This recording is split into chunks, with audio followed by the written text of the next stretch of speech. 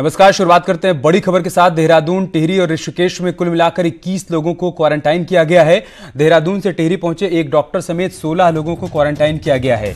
वहीं चंडीगढ़ से ऋषिकेश पैदल चलकर पहुंचे 4 युवकों को पुलिस ने इंस्टीट्यूशनल क्वारंटाइन किया है, जबकि नासिक से देहरादून पहुंचे एक युवक को इंस्टीट्यूशनल क्वारंटाइन किया गया है। बड़ी खबर हम आपको बता रहे हैं, देहरादून, टिहरी और ऋषिकेश में कुल मिलाकर 21 लोगों को क्वारंटाइन किया गया है। देहरादून से टिहरी पहुंचे एक डॉक्टर समेत 16 लोगों को क्वारंटाइन किया गया है। देहरादून के दून हॉस्पिटल में बुधवार को कोरोना के 2 संदिग्ध मरीजों की मौत हो गई। एक 22 साल के युवक और 75 साल के बुजुर्ग शख्स की जान चली गई। युवक नैनीताल का रहने वाला है, जबकि बुजुर्ग देहरादून के ही रहने वाले थे। दोनों मरीज आईसीयू में भर्ती थे और दोनों का सैंपल कोरोना की जांच के लिए भेजा गया था, लेकिन जांच रिपोर्ट आने से पहले ही दोनों ने दम तोड़ दिया। अब जांच रिपोर्ट आने के बाद ही दोनों के शव परिजनों को सौंपे जाएंगे।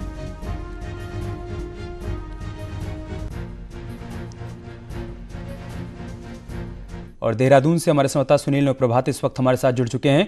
सुनील, देहरादून, टिहरी और ऋषिकेश में कुल मिलाकर 21 लोगों को क्वारंटाइन किया गया है और देहरादून में 2 लोगों ने दम भी तोड़ दिया है। हालांकि वो कोरोना संदिग्ध ही थे, अभी इस बात की पुष्टि नहीं हुई है। और क्या कुछ जानकारी है आपके पास?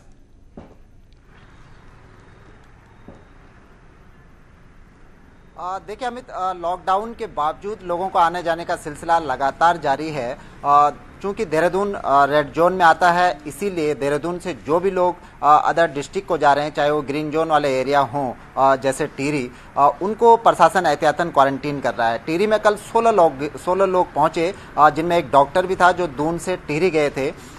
जब स्थानीय प्रशासन को, टिहरी डिस्ट्रिक्ट एडमिनिस्ट्रेशन को इस बात के भनक लगी कि 16 लोग यहाँ पर देहरादून से पहुँचे हैं, तो उन 16 के 16 को होम क्वारंटीन करने के निर्देश दे दिए गए और सख्त हिदायत के साथ कहा गया है कि यदि अगर उन्होंने होम क्वारंटाइन का उल्लंघन किया तो फिर उनको फोर्सली इंस्टीट्यूशनल क्वारंटीन कर दिया जाएगा। इसी तरह ऋषिकेश में भी 4 श्रमिक जो चंडीगढ़ से पैदल चल के ऋषिकेश पहुँचे थे, तो आप लगाइए अमित कि कितने दिनों बाद वो ऋषिकेश पहुंचे होंगे। चंडीगढ़ से पैदल दूरी उन्होंने तय की होगी। यहाँ पर भी जब पुलिस ने चेकिंग के दौरान इन 4 युवकों को पकड़ा तो उसके बाद इनको इंस्टीट्यूशनल क्वारंटीन कर दिया गया। इसी तरह देहरादून में भी एक सब्जी के एक ट्रक में एक युवक पहुंचा था। जब पुलिस ने इसकी छानबीन की, उससे पता लगा तो महाराष्ट्र के नासिक से किसी तरह छुपते हुए देहरादून पहुँच गया था। तो इस युवक को भी इंस्टीट्यूशनल क्वारंटीन किया गया है। दूसरी ओर दून हॉस्पिटल में जो कल 2 डेथ हुई, इनमें एक 23 साल का एक युवक है जो नैनीताल का रहने वाला है और दून के एक प्राइवेट स्कूल में वो कुक का काम करता था। उसकी जब अचानक तबीयत खराब हुई तो कोरोनेशन हॉस्पिटल में उसको भर्ती किया गया था, लेकिन जब उसमें कोरोना जैसे सिम्टम्स देखने को मिले, डॉक्टरों को उस पर डाउट हुआ, तो उसके बाद इसको दून मेडिकल हॉस्पिटल में भर्ती कर दिया गया था। वहाँ पर आईसीयू में इसको भर्ती किया गया था, लेकिन उसके बाद उसकी डेथ हो गई। हालांकि इनके जो कोरोना जो सैंपल रिपोर्ट थी वो पहले ही भेजी जा चुकी थी और संभवतः कल हुई, उनकी रिपोर्ट आज दोपहर के बाद मिल जाएगी। ठीक है। जो बुजुर्ग थे, 75 साल के एक बुजुर्ग की भी कल ही डेथ हुई, वो भी आईसीयू में भर्ती थे। इनकी अपनी ट्रैवल हिस्ट्री है, ये दुबई से लौटे थे, लेकिन इन्होंने दिल्ली में 14 दिन का क्वारंटीन पीरियड पूरा किया था और उसके बाद 7 अप्रैल को जब ये देहरादून आए तो यहाँ पर भी वो होम क्वारंटीन थे, लेकिन उनकी भी अचानक उनको सांस लेने में उसके बाद दिक्कत हुई, दून हॉस्पिटल में भर्ती किया गया, तो कल उनकी भी डेथ हो गई। तो बहरहाल आज प्रशासन की इस बात पर नजर रहेगी और आज की ये बड़ी खबर भी रहेगी कि दोनों की रिपोर्ट क्या आती है।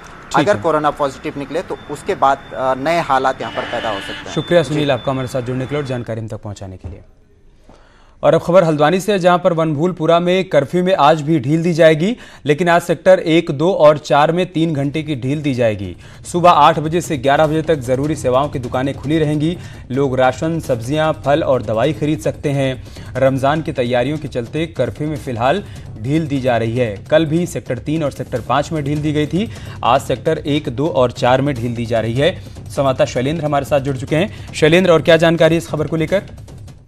देखिए, आज जिन इलाकों में ढील दी जाएगी वहां पे सोशल डिस्टेंसिंग के जरिए ही लोगों को खरीदारी करनी होगी और कल से क्योंकि रमजान का मुकद्दस मौसम शुरू हो रहा है तो उसको देखते हुए प्रशासन ने पहले ही लोगों को खरीदारी का मौका दिया है ताकि लोग अपने लिए जरूरी सामान है रमजान के रोजे के लिए वो खरीद सकें। और ताकि क्योंकि सुबह शहरी का वक्त होता है और शाम को रोजा अफ्तार का वक्त होता है, तो उस समय अलग अलग तरीके के खाने की जरूरत होती है। कुछ लोगों को फ्रूट्स की विशेष तौर पे और ड्राई फ्रूट्स की डिमांड होती है। इस समय हम खजूर जैसे ड्राई फ्रूट्स की डिमांड होती है, तो ऐसे में लोग उसकी खरीदारी कर रहे हैं बड़ी संख्या में। उसके अलावा जो दूध और जो मिल्क प्रोडक्ट्स हैं वो काफी बनते हैं इस दौरान। तो मिल्क प्रोडक्ट्स वैसे तो आमतौर पे बाजारों में मिल जाते हैं, लेकिन अब बाजार में नहीं, लोगों को घरों में ही बनाने पड़ेंगे क्योंकि मार्केट नहीं खुली रहेंगी। तो इसलिए लोग इस तरह के प्रोडक्ट्स अभी से बना रहे हैं और उन चीजों की खरीदारी कर रहे हैं। और प्रशासन की कोशिश है कि लोगों को रमजानों के दौरान किसी तरह की किल्लत ना हो, रोजे के दौरान किसी तरह की किल्लत ना हो। लेकिन प्रशासन ने एक विशेष तरह की व्यवस्था ये की है कि अभी रमजानों के दौरान जो अजान होगी, मस्जिदों से जो अजान होगी वो लाउड स्पीकर के जरिए नहीं होगी, लेकिन एक सिंबल दिया जाएगा। एक 5 सेकंड के लिए मस्जिदों से एक हूटर बजाया जाएगा। मौलाना साहब ये बताएंगे कि अब अजान का वक्त हो गया, केवल और केवल 5 सेकंड के लिए मस्जिदों से ये बताया जाएगा कि अब जो है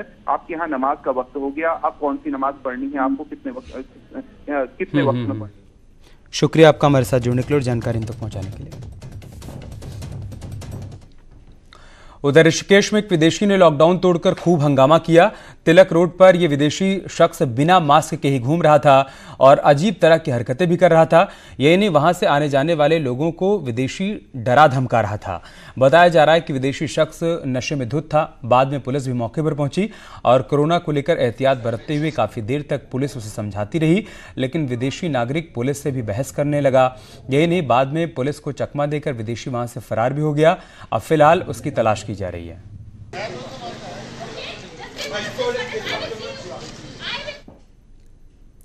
उत्तरकाशी में बुधवार को एक बार फिर से 6 संदिग्ध लोग मिले। जंगल के रास्ते बड़कोट पहुंच गए थे। लोगों ने तुरंत ही पुलिस को इस बात की जानकारी दी, जिसके बाद पूछताछ में पता चला कि सभी 6 लोग मजदूर हैं और उत्तरकाशी के नौकुरी से पैदल चलकर बड़को पहुंचे।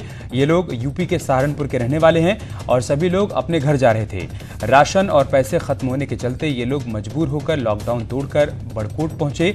अब पुलिस ने इन मजदूरों के ठेकेदार के खिलाफ केस दर्ज कर लिया है, जबकि मजदूरों के रहने की व्यवस्था बड़कोट में ही की गई है। परेशानी जी, हमें खाने पीने को कुछ नहीं मिल रहा वहाँ से। कहाँ कर रहे थे तुम? 35-36 दिन रह गए जब हम वहाँ पे।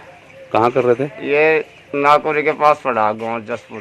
क्वारंटाइन किया जाएगा या फिर जो स्टोर होम उसमें रखा जाएगा और जिन ठेकेदार जो इसके लिए जिम्मेदार थे उनके खिलाफ मैंने सुधार मुकदमा कायम किया है।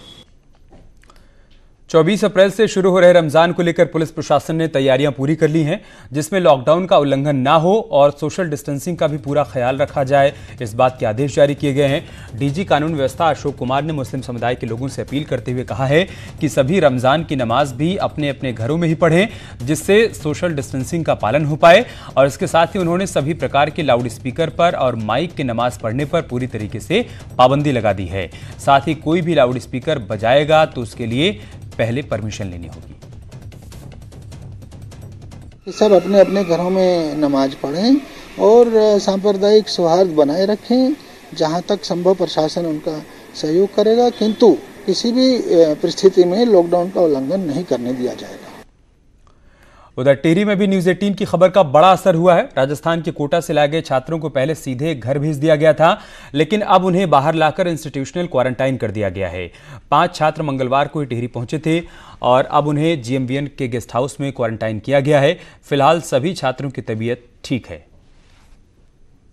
सुरक्षा की दृष्टि से या कोरोना वायरस को देखते हुए बच्चों को अगर कहीं सुरक्षित स्थान पर एक जगह जो सुरक्षित हो, टिहरी में गौराड़ी में है, वहाँ रख दिया जाए तो कुछ दिन के लिए उचित होगा। तो हमने उनसे लिखित सहमति ली है और उन्होंने सबने सहमति दी है कि यहीं रहने दिया जाए। पिथौरागढ़ के उच्च हिमालयी इलाकों में रहने वालों को माइग्रेशन की इजाजत मिल गई है। धारचूला और मुनस्यारी तहसील के 34 गांव गर्मियों की सीजन में ऊपरी इलाकों में रहते हैं, लेकिन इस बार लॉकडाउन के चलते इन्हें निचले इलाकों में ही रहने को मजबूर होना पड़ा था। डीएम ने संबंधित एसडीएम और पुलिस अधिकारियों को इस बारे में आदेश जारी कर दिया है।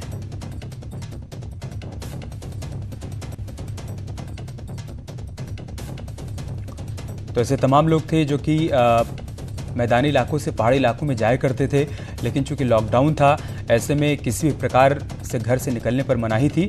हालांकि प्रशासन की तरफ से ऐसे लोगों को मंजूरी दे दी गई है। 34 गांव के लोग हैं जो डीएम की मंजूरी के बाद इन इलाकों में जा पाएंगे।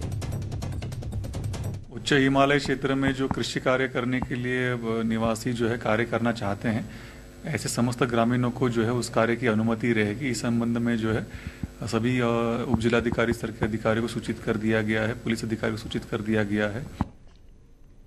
रुड़की के पास मंगलौर में नगरपालिका की घनघोर लापरवाही सामने आई है। यहां पूरे इलाके में एक्सपायर हो चुके सैनिटाइजर का छिड़काव कर दिया गया, जिसके बाद कई पार्षदों ने हंगामा किया और इस बात की शिकायत भी की। शिकायत के बाद छापेमारी की गई और प्रशासन को भी वहां पर एक्सपायर्ड बॉटल्स मिले हैं, जिसके बाद ज्वाइंट मजिस्ट्रेट का यह कहना है कि मामले की जांच की जा रही है और दोषियों पर कार्रवाई की जाएगी। नगरपालिका में ऐसा हो रहा है, एक्सपायरी इसकी डेट ही निकल चुकी है दवाई की, उस दवाई को इस्तेमाल कर रहे हैं लोगों को सही करने के बजाय, और वो लोग बीमार हो जाएंगे, इससे मर जाएंगे लोग। जिसकी दवाई जिसकी डेट ही निकल गई है, उस दवाई से आदमी सही क्या होगा, उससे तो और बीमार हो जाएगा। छापेमारी की गई और ये पाया गया कि उनके गोडाउन में कुछ 30 के करीब बोतलें हैं जिसकी दवाई में एक्सपायरी डेट के बियॉन्ड वो दवाई यूज़ की जा रही है। तो इस पर आख्या मंगवा ली गई है और मुकदमा दर्ज करते हुए कार्रवाई की जाएगी संबंधित टीम पर। देहरादून नगर निगम क्षेत्र से बाहर के एरिया में बुक शॉप खुल पाएंगी। केंद्र सरकार के निर्देश के बाद देहरादून के जिलाधिकारी आशीष श्रीवास्तव ने बताया है कि हॉटस्पॉट एरिया के बाहर बुक शॉप्स कल से खोली जा सकती हैं। इन दुकानों को सुबह 7 से लेकर 1 बजे तक ही खोला जा सकता है, लेकिन साथ ही डीएम ने यह भी कहा है कि अच्छा हो अगर बुक शॉप होम डिलीवरी की फैसिलिटी दे दें। शटर बंद रखना है, आप अंदर से करिए और लेके जाइए, फिर उसके बाद बांट दीजिए। पब्लिक के लिए नहीं ओपन होगा। ऑनलाइन नहीं, वो अपना नंबर भी दे सकते हैं कि हमें इसकी दुकान चाहिए, वो अपना नोट कर ले। अब आज ऑर्डर होगा, उसके बाद शुरू होगा। कोरोना के चलते प्रदेश सरकार ने 105 डिग्री कॉलेज में ऑनलाइन पढ़ाई का फरमान तो दे दिया, लेकिन कनेक्टिविटी इसमें बहुत बड़ी दिक्कत पैदा कर रही है। हालांकि शिक्षकों के लिए भी ऑनलाइन पढ़ाई को आसान नहीं है, विशेषकर उम्रदराज और नॉन टेक्नोलॉजी फ्रेंडली टीचर्स इससे सबसे ज्यादा परेशान हैं। बहुत प्रयास किया है, सारे टीचर्स लोग जो प्रोफेसर्स हैं वो पढ़ा रहे हैं, व्हाट्सएप के माध्यम से पढ़ा रहे हैं, गूगल के माध्यम से पढ़ा रहे हैं, ईमेल के माध्यम से पढ़ा रहे हैं। वो हायर एजुकेशन में दून विश्वविद्यालय ने भी ऑनलाइन क्लासेस शुरू कर दी हैं। रजिस्ट्रार MS मंद्रवाल का कहना है कि विश्वविद्यालय में करीब 2200 छात्र हैं, जिनमें रेगुलर कोर्स में क्लास शुरू कर दिए गए हैं, जबकि सर्टिफिकेट कोर्स की क्लास लॉकडाउन के बाद ही शुरू हो पाएंगी। वहीं एकेडमिक एक्सपर्ट्स का कहना है कि ऑनलाइन क्लास राज्य की 9 सरकारी विश्वविद्यालयों में पढ़ रहे करीब 1,70,000 छात्रों के लिए संभव नहीं है। डेटा नेटवर्क, स्मार्टफोन बड़ा खर्चीला सिस्टम है और दूर दराज के इलाकों में ये संभव नहीं है। सारे बच्चों की सारे स्कूल के हेड अपने अपने तरीके से जो लिंक्स गवर्नमेंट ने प्रोवाइड किए हैं, जो लिंक्स UGC ने प्रोवाइड करा रखे हैं, उन पे उनकी ऑनलाइन का जो कंसेप्ट है एज ऑडियो विजुअल एड तो इस्तेमाल किया जा सकता है, लेकिन इसको रेगुलर क्लासेस के लिए इस्तेमाल करना बहुत वाइज स्टेप नहीं है। ये उसका अल्टरनेट तो नहीं हो सकता है जो रेगुलर क्लासेस। हायर एजुकेशन में ऑनलाइन पढ़ाई का लाभ पहाड़ी इलाकों में छात्रों को नहीं के बराबर मिल पा रहा है। लॉकडाउन के ज्यादातर छात्र अपने घरों को लौट चुके हैं, जहां इंटरनेट की कनेक्टिविटी ना के बराबर है। यही नहीं, कॉलेज लेवल पर भी अभी तक ऑनलाइन पढ़ाई की कोई तैयारी नहीं है। ये बात अलग है कि कुछ टीचर्स अपने प्रयासों से छात्रों को ऑनलाइन पढ़ाने की कोशिश कर रहे हैं। पहाड़ी जिलों में ऑनलाइन पढ़ाई में इंटरनेट की कमी सबसे बड़ी परेशानी बनी हुई है। बहुत ज़्यादा जो ऑनलाइन क्लासेस का रुझान बच्चों के अंदर होना चाहिए, जो होना चाहिए था, उस तरीके से नहीं है। और इसमें जो सबसे बड़ा सवाल है वो कनेक्टिविटी का है, नेटवर्क का है, और वो हम लोग अभी उत्तराखंड के पहाड़ी जिलों में पिथौरागढ़ महाविद्यालय सबसे बड़े महाविद्यालय के रूप में जाना जाता है। इस महाविद्यालय में तकरीबन 7,000 स्टूडेंट पढ़ाई करते हैं, लेकिन इन दिनों ये पूरा का पूरा महाविद्यालय मजदूरों के राहत शिविर के रूप में तब्दील हुआ है। ऐसे में इस महाविद्यालय में किसी भी प्रकार की कोई गतिविधि यहाँ संचालित नहीं हो रही है। इस महाविद्यालय के अलावा भी जिले में 7 और महाविद्यालय हैं, लेकिन वो दुर्गम इलाकों में है जहाँ पर संचार सेवा खासी खराब रहती है। विजयवर्धन उप्रेती, न्यूज 18, पिथौरागढ़।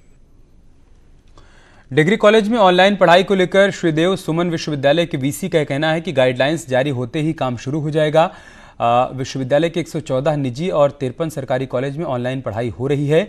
इसके लिए वेबसाइट में कंटेंट भी दिए गए हैं। हालांकि इंटरनेट नहीं होने से कई जगहों पर दिक्कतें भी आ रही हैं।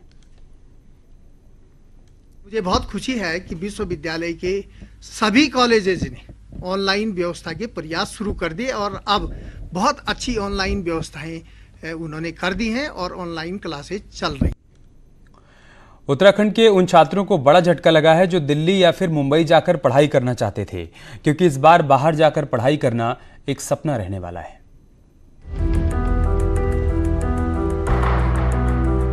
बारहवीं की परीक्षा पर अभी भी संशय बना हुआ है। लॉकडाउन की वजह से एडमिशन प्रक्रिया भी ठंडे बस्ते में है।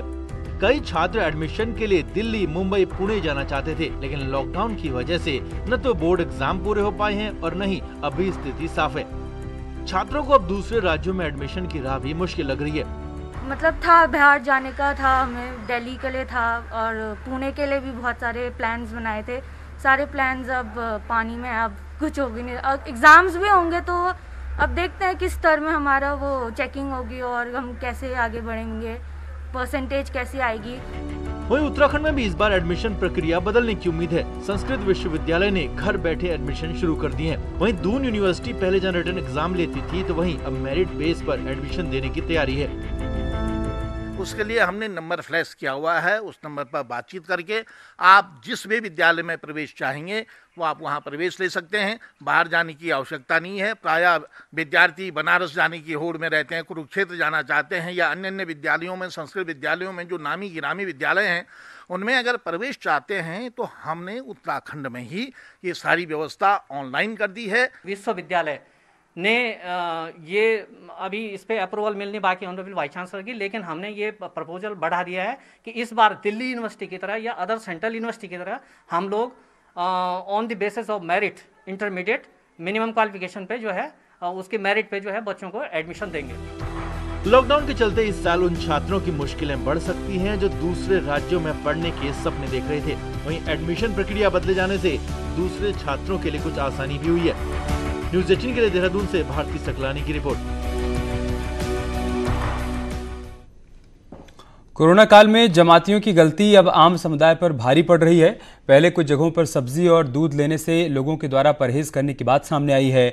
अब दून में एक नया मामला सामने आया है। दून में हिंदू साइंस समाज नाम से बार्बर की एक यूनियन सामने आई है। इस यूनियन ने अपने सदस्यों की लिस्ट भी सोशल मीडिया पर जारी कर दी है। यह दावा किया जा रहा है कि लॉकडाउन में लोग इस लिस्ट पर फोन कर हिंदू नाइयों को घर बुला रहे हैं और अन्य समुदाय के लोगों, खासकर मुस्लिम समुदाय के लोगों से दूरी बना रहे हैं।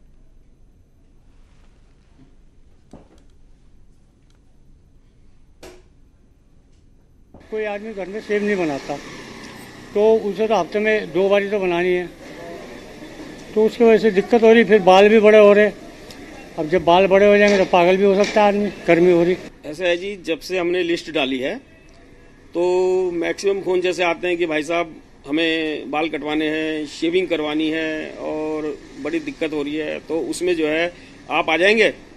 तो हम जैसे सोशल डिस्टेंस का लेकर के बहाना बनाते हैं। हाँ, वो चाहते हैं कि भाई जिस हिसाब से लिस्ट डाली है उसी हिसाब से आदमी हमारे पास आए, और मतलब बता रहा हूँ स्पेशल कहते हैं वो कि भाई आप भेजेंगे तो ऐसा आदमी मत भेजना है भाई जिससे जमात से आ रखा हो या वो। ऐसी किसी भी अफवाह पे, ऐसी किसी भी पोस्ट पे जो एक धर्म विशेष, संप्रदाय विशेष के खिलाफ होगी, हम लोगों ने कार्रवाइयाँ की हैं। हमारी FIR भी इसमें बहुत भारी संख्या में जा चुकी हैं, 80 से ऊपर हो चुकी हैं। तो इसलिए मैं फिर से अपील करूँगा कि ऐसी नौबत ना आने दें। पिथौरागढ़ में कोरोना संक्रमण रोकने के लिए SDRF की टीमें भी तैनात कर दी गई हैं। पुलिस महकमे ने SDRF की 2 टीमों को थानों, चौकी और चेक पोस्ट पर सैनिटाइजेशन करने का जिम्मा दिया है। ये टीमें पूरे जिले में पुलिसकर्मियों को सुरक्षित करने में जुटी हुई हैं।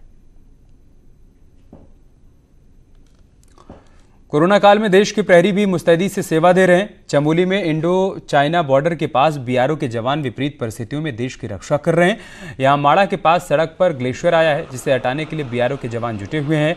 माड़ा पास तक जाने वाली इस सड़क पर बर्फ हटाने का काम जारी है और इसके लिए खास एहतियात भी बरते जा रहे हैं। सोशल डिस्टेंसिंग के साथ ही मास्क पहनकर यहाँ पर लोग काम कर रहे हैं। तस्वीरों में आप देख भी सकते हैं।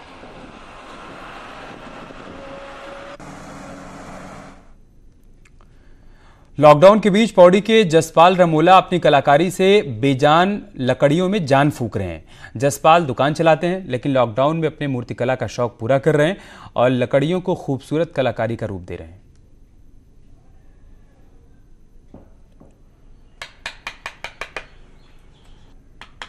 ये जो है जंगल में जो बेकार पड़ी लकड़ियाँ होती हैं, पेड़ कटे पेड़ की जो जड़ होती है उसको निकाल के उसको जो है बड़ी मेहनत से उसको संवार के तब जाके बनाते हैं। और चलिए इसके साथ इस बुलेटिन में इतना है, लेकिन खबरें जारी हैं, बने रहिए हमारे साथ। नमस्कार।